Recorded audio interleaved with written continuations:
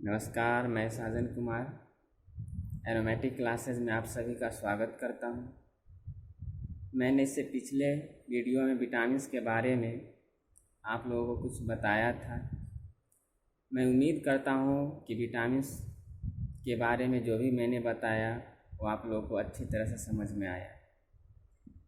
आज मैं फिर से बायोलॉजी का एक सेक्शन ब्लड्स के बारे में आप लोगों को बताऊंगा।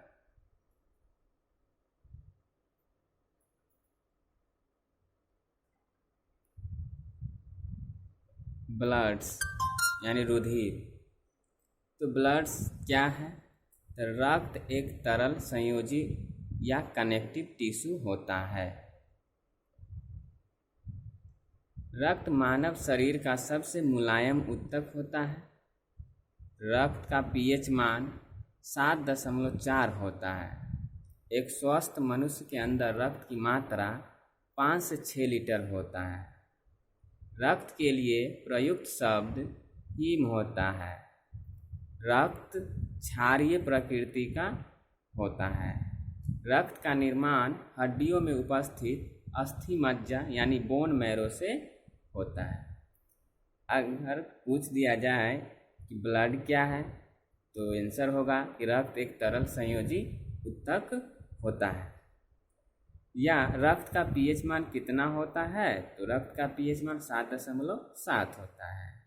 तो जैसा कि हम जानते हैं कि जिस विलियन का पीएच मान 7 से कम होता है तो वह अम्लीय होता है, और जिसका पीएच मान 7 से अधिक होता है वह क्षारीय होता है। तो यहाँ ब्लड का पीएच मान 7 से 7.4 है, यानी कि 7.4 है, तो यह क्या होगा? क्षारीय होगा। और एक स्वस्थ व्यक्ति के शरीर में 5 से 6 लीटर ब्लड होता है। और ब्लड का निर्माण कहाँ होता है? तो बोन मैरो यानी कि अस्थि मज्जा। अस्थि मज्जा कहाँ होता है? तो हड्डियों के बीच में होता है। और ब्लड के लिए जो शब्द है वह हीम है। नेक्स्ट है हीमेटोलॉजी यानी रुधिर विज्ञान। तो हीमेटोलॉजी दो शब्दों से मिलकर बना होता है, हीम प्लस लोगस। हीम का मतलब ब्लड होता है तथा लोगस का मतलब स्टडी होता है, यानी जीव विज्ञान की वह शाखा जिसके अंतर्गत रक्त के बारे में अध्ययन करते हैं उसे रुधिर विज्ञान या हीमेटोलॉजी कहते हैं। अगर पूछ दिया जाए कि हीमेटोलॉजी क्या है तो आंसर इसका होगा कि जिसके बारे यानी कि जीव विज्ञान की वह शाखा जिसके बारे में हम लोग क्या करते हैं? रक्त के बारे में अध्ययन करते हैं, उसको हम लोग क्या कहते हैं? हीमेटोलॉजी। नेक्स्ट है हीमेटोपोइसिस। तो हीमेटोपोइसिस दो शब्दों से मिलकर बना होता है, हीम तथा poiesis.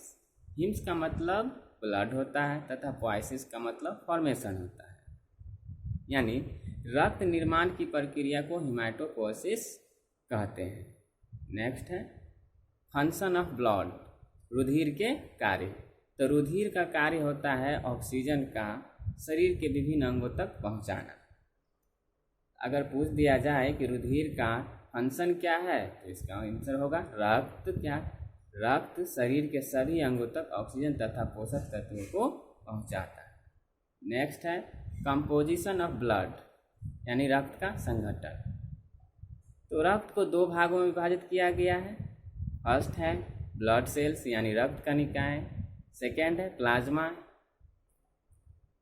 Composition of blood cells यानी कि रक्त कणिकाएं का संगठन। तो रक्त कणिकाएं 3 भागों में विभाजित हैं। रेड ब्लड सेल्स जिसे संक्षेप में आरबीसी कहा जाता है। सेकेंड है वाइट ब्लड सेल्स जिसे संक्षेप में डब्ल्यूबीसी कहा जाता है। थर्ड है ब्लड प्लेटलेट्स। तो देखते हैं नेक्स्ट टॉपिक ब्लड सेल्स यानी कि रेड ब्लड सेल्स यानी लाल रुधिर कणिका। तो रेड ब्लड सेल्स को संक्षेप में आरबीसी कहा जाता है। आरबीसी के लिए प्रयुक्त शब्द इराइथ्रो होता है। आरबीसी रक्त कणिका का 99% होता है। आरबीसी को इराइथ्रोसाइट्स कहा जाता है। दोस्तों, अगर पूछ दिया जाए कि इराइथ्रोसाइट किसे कहा जाता है तो इराइथ्रोसाइट आरबीसी को कहा जाता है। और आरबीसी